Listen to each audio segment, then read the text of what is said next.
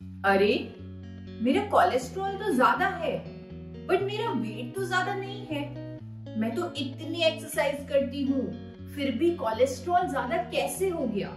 मैं तो हमेशा हेल्दी खाना ही खाती हूँ, कोलेस्ट्रॉल कैसे बढ़ गया? क्या अब मुझे कोलेस्ट्रॉल को कम करने के लिए दवाई खानी पड़ेगी? लेकिन उसके तो काफी साइड इफेक्ट्स हैं। पर कहीं मुझे हार्ट अटैक तो नहीं हो जाएगा? अब से फैटी फूड खाना बिल्कुल बंद। ये सब कुछ सुना सुना सा लग रहा है ना? अगर मैं आपको कहूं it's not cholesterol, it's your wrong understanding of your cholesterol report जो आपको स्ट्रेस देती है, डराती है and puts your heart at risk, तब आप क्या कहेंगे? यस फ्रेंड्स, ज्यादातर लोगों को कोलेस्ट्रॉल को और उसकी टेस्ट रिपोर्ट को समझना ही नहीं आता है। इसीलिए मैं कह रही हूँ कोलेस्ट्रॉल से डरने की नहीं, इसे समझने की जरूरत है। Hi, this is Isha Vashisht and I am a dietitian. आप समझ ही गए होंगे आज के इस वीडियो में मैं आपको आपकी कोलेस्ट्रॉल रिपोर्ट को सही तरीके से एनालाइज करना बताने वाली हूँ। वेल दोस्तों, पहले जानेंगे क्या होता है ये कोलेस्ट्रॉल। दोस्तों, कोलेस्ट्रॉल एक ऐसा सब्सटेंस है जिसे हमारा लीवर खुद बनाता है, क्योंकि बहुत सारे फंक्शंस को परफॉर्म करने के लिए हमारी बॉडी को कोलेस्ट्रॉल की जरूरत होती है। टू बी प्रिसाइज, बॉडी का 75% कोलेस्ट्रॉल हमारा लीवर ही बनाता है और जस्ट 25% डाइट से आता है। इस सब्सटेंस यानी कि कोलेस्ट्रॉल को हम ज्यादातर फैट समझते हैं, क्योंकि कोलेस्ट्रॉल के टेस्ट का नाम होता है लिपिड प्रोफाइल टेस्ट। लिपिड यानी कि फैट, सो हम कोलेस्ट्रॉल को फैट ही समझते हैं। इसीलिए हम ये सोचते हैं कि जब हम मोटे होते हैं तभी हमें कोलेस्ट्रॉल होगा। पर दोस्तों, द फैक्ट इज पतले लोगों को भी कोलेस्ट्रॉल का प्रॉब्लम हो सकता है, क्योंकि एक्चुअल में cholesterol is not just lipid, it is basically lipoprotein, यानी कि ये दो पार्ट्स का बना होता है, फैट एंड प्रोटीन। लिपो यानी फैट, प्रोटीन यानी प्रोटीन। यानी कि अब हम समझे कि कोलेस्ट्रॉल को सिर्फ फैट नहीं कह सकते हैं, एंड विद इन कोलेस्ट्रॉल यानी lipoprotein there are good and bad cholesterol, जैसे हम नाम अक्सर सुनते भी हैं, जो एक्चुअल में उन लिपोप्रोटीन की टाइप्स होती हैं। But what are they really? एक लिपोप्रोटीन होता है HDL, जिसे गुड कोलेस्ट्रॉल बोलते हैं, जो है हाई डेंसिटी लिपोप्रोटीन, मतलब ऐसा मॉलिक्यूल जिसमें प्रोटीन की डेंसिटी ज्यादा है।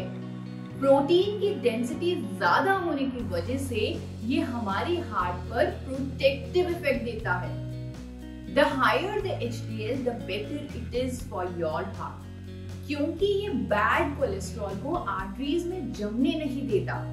HDL levels of at least 50 mg per deciliter and higher can help reduce your risk for heart diseases.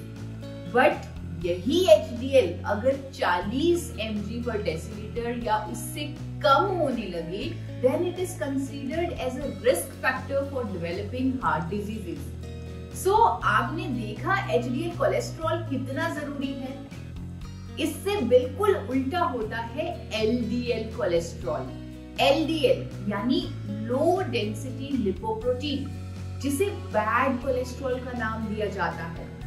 And this LDL tends to deposit on the walls of the arteries. हमारे शरीर में white blood cells combine करती हैं LDL cholesterol से, thereby forming artery narrowing plaque।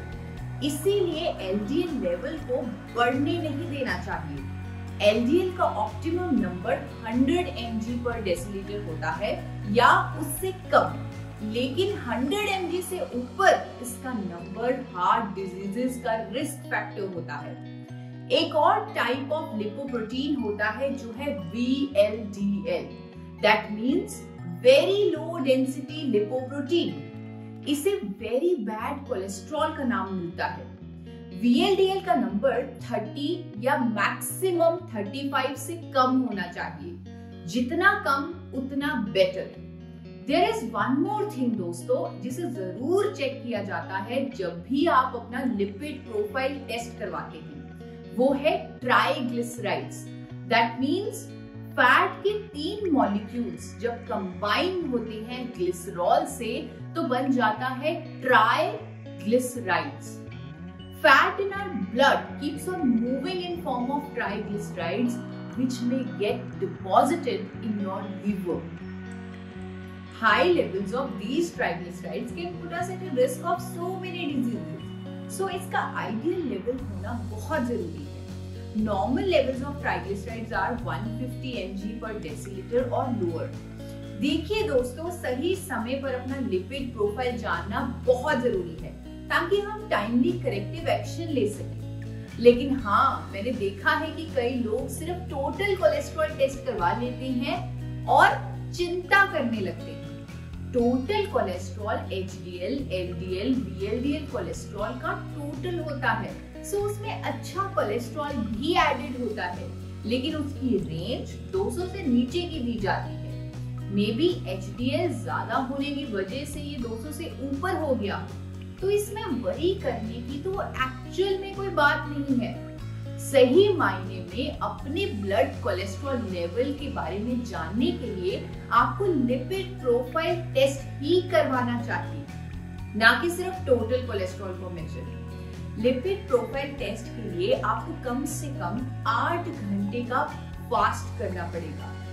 याद रखिए कि आपको 24 घंटे से पहले तक अल्कोहल का भी सेवन नहीं करना और ना ही कोई बहुत थकाने वाली एक्टिविटी करनी है। टेस्ट जो भी हो उसे आपको अपने टारगेट कोलेस्ट्रॉल पर लाना है। टारगेट क्या होना चाहिए? HDL कोलेस्ट्रॉल 50 से ऊपर हो, LDL अप टू 100 रहे, ट्राइग्लिसराइड 150 या उससे नीचे, VLDL कोलेस्ट्रॉल 35 या उससे नीचे। यही आपका टारगेट होना चाहिए। अब ये टारगेट कैसे पूरा होगा? लेकिन उससे पहले कुछ मिथ्स को राइट एजुकेशन से खत्म करना जरूरी है, क्योंकि वो मिथ्स हमें हमारा टारगेट पूरा करने ही नहीं देंगे। देखिए दोस्तों, अक्सर ये मिथ रहता है कि फैट्स खाने से कोलेस्ट्रॉल बढ़ेगा। इवन खाने में ऑयल डालना कम कर दिया जाता है, पर क्या ये सही है? दोस्तों, सच ये है कि किसी भी प्लांट फूड में कोलेस्ट्रॉल नहीं होता है, चाहे वो वेजिटेबल ऑयल्स हो, काजू हो, कोकोनट हो, पीनट हो, बादाम हो, किशमिश हो। All these are natural fats जो हमारे बॉडी के लिए बहुत ही ज्यादा जरूरी है, गुड न्यूट्रिशन का बहुत बड़ा हिस्सा है। सो अगर आप कोलेस्ट्रॉल के डर से काजू नहीं खा रहे तो ये गलती मत कीजिए। Cashews are source of zinc और जिंक की इंपॉर्टेंस कोरोना वायरस ने हमें सिखा ही दी है। कैसे हमारी इम्यूनिटी बिल्डिंग के लिए जिंक कितना जरूरी है, फैट्स और कुकिंग ऑयल्स कितने जरूरी हैं, ये मैंने भी आप लोगों को एक वीडियो के माध्यम से बताया है, जहां फैक्ट्स के साथ मैंने आपको बताया कि कैसे सही कुकिंग ऑयल का चुनाव करके आप कोलेस्ट्रॉल को शुरू से ही मैनेज कर सकते हैं। अगर आपने वो वीडियो नहीं देखी तो आप डिस्क्रिप्शन में दिए गए लिंक से वीडियो देख सकते हैं। So use right cooking oil and do not use air fryers. अगर कभी पकौड़े खाने का मन करे तो सही कुकिंग ऑयल में फ्राई करके कम क्वांटिटी में खा लीजिए। हाँ, लेकिन अननेचुरल फैट्स यानी कि प्रोसेस्ड फूड्स, चिप्स, बिस्किट्स, जो पैकेज फूड्स हैं, स्पेशली लो फैट फूड्स, क्योंकि वो हाईली प्रोसेस्ड तरीके से तैयार किए जाते हैं, बेकरी आइटम्स जिनमें ट्रांस फैट्स होता है, उन्हें हमें अवॉइड करना चाहिए। मैंने आपका डाइट क्या होना चाहिए उस पर भी एक वीडियो बनाया हुआ है, आप उसे फॉलो कर सकते हैं to meet your target cholesterol levels. Friends, I recommend to add a lot of fiber in your diet and follow a whole food plant-based diet. हमारा टारगेट ट्राइग्लिसराइड को कम से कम करने का होना चाहिए, और ट्राइग्लिसराइड का मेन कारण होता है refined sugars. artificial fatty foods, and even alcohol. Alcohol and smoking is putting your heart at a risk, as it will decrease HDL cholesterol and increase triglycerides and VLDL cholesterol. So strictly abstain from drinking and smoking. एक और myth या confusion देखी जाती है कि क्या exercise के बिना कोलेस्ट्रॉल को मैनेज रखा जा सकता है? And the answer to this is a big no. दोस्तों, नेचुरल फैट खाने से नहीं बल्कि एक्सरसाइज ना करने से आप अपने आप को, अपने हार्ट को खतरे में डाल रहे हैं। So there is no escape on exercise, वो तो आपको करनी ही होगी। एक सवाल ये भी है कि क्या स्ट्रेस यानी कि तनाव का कोलेस्ट्रॉल के साथ कोई लिंक है? दोस्तों, स्ट्रेस की वजह से भी ट्राइग्लिसराइड बढ़ता है, HDL कोलेस्ट्रॉल डाउन होता है and your heart is at a risk. हो सकता है आप अच्छे से खाना खा रही हो, एक्सरसाइज भी कर रहे हो, लेकिन फिर भी HDL कोलेस्ट्रॉल आपका कम हो रहा हो और ट्राइग्लिसराइड एंड VLDL ज्यादा हो रहा हो, that clearly shows that you are under stress.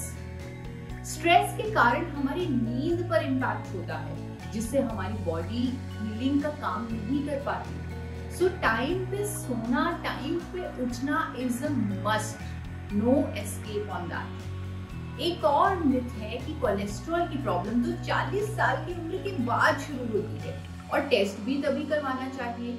लेकिन दोस्तों, एक्चुअल में कोलेस्ट्रॉल का जमाव तो बचपन से ही शुरू हो जाता है। एक बच्चा जब पैदा होता है उसकी आर्टरीज एकदम साफ होती हैं और जैसे जैसे वो बड़ा होता है उसकी आर्टरीज में कोलेस्ट्रॉल का जमाव बढ़ने लगता है। मे बी उनका भी ट्राइग्लिसराइड हाई हो सकता है और HDL कम हो सकता है, क्योंकि आजकल सबसे ज्यादा प्रोसेस्ड शुगरी फूड्स अगर कोई खा रहा है तो वो बच्चे हैं। अगर 40 के बाद कोलेस्ट्रॉल का टेस्ट करवाएंगे तो बहुत लेट हो जाएगा। क्या आप जानते हैं कि अमेरिकन एकेडमी ऑफ पीडियाट्रिक्स के अनुसार पहला कोलेस्ट्रॉल टेस्ट 9 साल की उम्र में हो जाना चाहिए, लेकिन अनफॉर्चुनेटली इंडिया में ऐसी कोई गाइडलाइन नहीं है और नॉलेज ना होने की वजह से लोग काफी लेट अपना लिपिड प्रोफाइल टेस्ट करवाते हैं और इसीलिए उन्हें कोलेस्ट्रॉल लोअरिंग ड्रग्स जैसे स्टैटिन्स, फाइब्रेट्स, उन पर डिपेंड करना पड़ता है, जिनके अनेकों साइड इफेक्ट्स रिपोर्टेड हैं। दोस्तों, सही टाइम पर लिपिड प्रोफाइल टेस्ट होना जरूरी है ताकि हम आइडियल नंबर्स मीट कर सकें।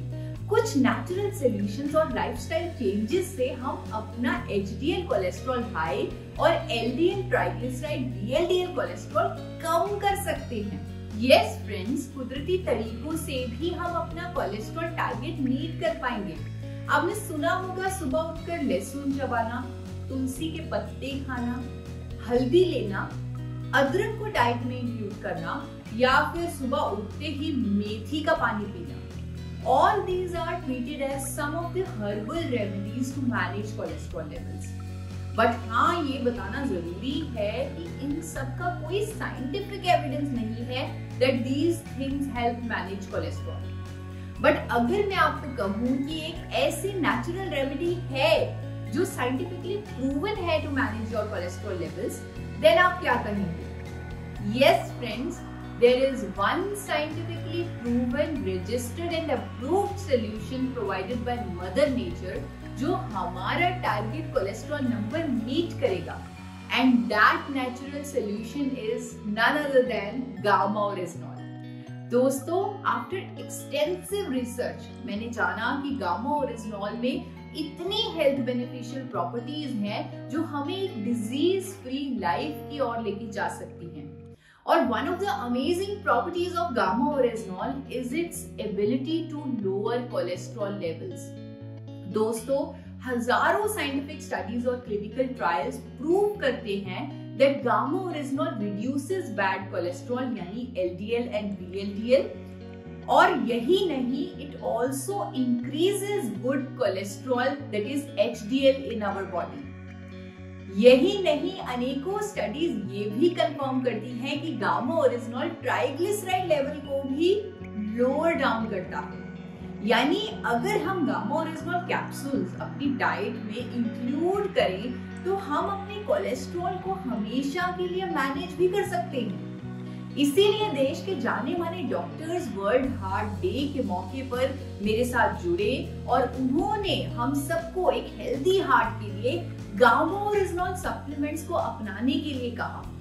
अगर आपने वो वीडियो नहीं देखी तो आप जरूर उस वीडियो को देखिए, डिस्क्रिप्शन में आपको उसका लिंक भी मिल जाएगा। दोस्तों, एक छोटा सा काम कीजिए, गूगल कीजिए कि क्या गामा ओरिजिनॉल से आप अपने कोलेस्ट्रॉल को मैनेज रख सकते हैं। जब आप खुद गामा ओरिजिनॉल से रिलेटेड साइंटिफिक स्टडीज को पढ़ेंगे, आप देखेंगे कि गामा ओरिजिनॉल एक प्रॉपर मैकेनिज्म से हमारे अंदर काम करता है और इसीलिए it's proven to lower down elevated cholesterol levels.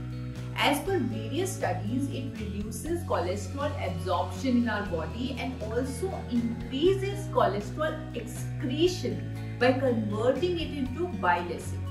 Even friends, इस benefit के लिए अनेकों clinical trials में गामा ओरिजिनॉल सप्लीमेंट की effective doses 300 mg per day recommend भी हुई है. इसीलिए मैं इसे प्रूवन नेचर सोल्यूशन कह रही हूँ to meet our target cholesterol levels. अभी भी यकीन नहीं होता तो आप केग ड्रग्स डेटाबेस देखिए, जहां जापान की सरकार ने गामा ओरिजिनॉल को कोलेस्ट्रॉल कम करने वाली कुदरती दवा का दर्जा दिया हुआ है. यही नहीं, जब आप मेश ड्रग्स डेटाबेस देखेंगे आप पाएंगे कि सिर्फ जापान ही नहीं, America, United states of America की सरकार ने भी गामा ओरिजिनॉल को अप्रूव किया है as a hypolipidemic agent to treat hyperlipidemia, that is elevated cholesterol levels. यही नहीं दोस्तों, गामा ओरिजिनॉल सप्लीमेंट्स के अनेकों बेनिफिट्स को देखते हुए भारत सरकार ने भी इसे न्यूट्रास्यूटिकल का दर्जा दिया हुआ है. सो इस न्यूट्रास्यूटिकल को आप जरूर अपनी डाइट में इंक्लूड करके अपने कोलेस्ट्रॉल लेवल्स को हमेशा के लिए खुद कंट्रोल में रख सकते हैं. सो दोस्तों, आज आप जान चुके हैं कि हमें कोलेस्ट्रॉल से डरने की नहीं बल्कि राइट एजुकेशन से इसे समझने की जरूरत है, सो दैट हम अपने डिजायर्ड कोलेस्ट्रॉल टारगेट को मीट कर सके. और यही नहीं, आज हमने कोलेस्ट्रॉल रिलेटेड सभी मिथ्स को दूर करके कुदरती विकल्प से भी अपने कोलेस्ट्रॉल को कंट्रोल में रखने का तरीका समझ लिया है. ऐसे और लाइफस्टाइल रिलेटेड टिप्स को जानने के लिए आप इस चैनल को सब्सक्राइब करना ना भूलें.